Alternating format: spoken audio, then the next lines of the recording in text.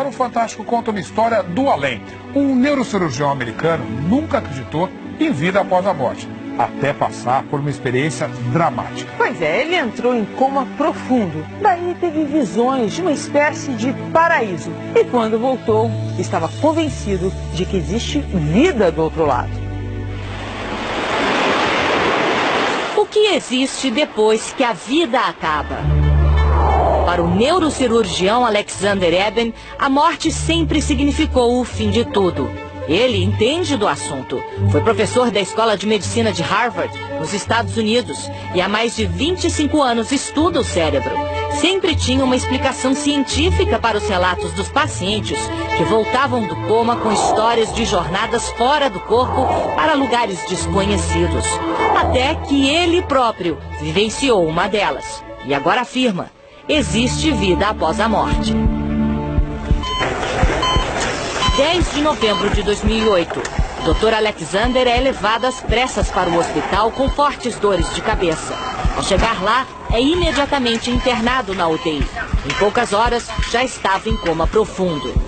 Ele havia contraído uma forma rara de meningite. Quando o Dr. Alexander entrou no hospital, os médicos disseram à família que a possibilidade dele sobreviver seria muito baixa.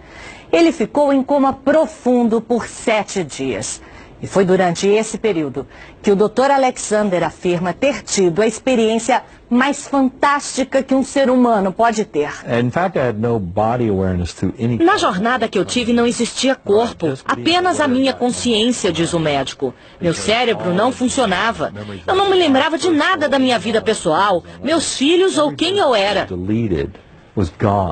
Ele escreveu um livro para relatar a sua experiência de quase morte e conta que primeiro foi levado para um ambiente escuro, lamacento. Em seguida, chegou a um lugar bonito e tranquilo. Um vale extenso, muito verde, cheio de flores e repleto de borboletas, diz ele. Ali também estava um espírito lindo, uma mulher com uma roupa simples e com asas. Ela me disse: você vai ser amado para sempre. Não há nada a temer. Nós vamos cuidar de você. Pergunto ao Dr. Alexander se ele viu Deus. Ele disse que sim. Deus estava em tudo ao meu redor. Ele estava lá o tempo todo.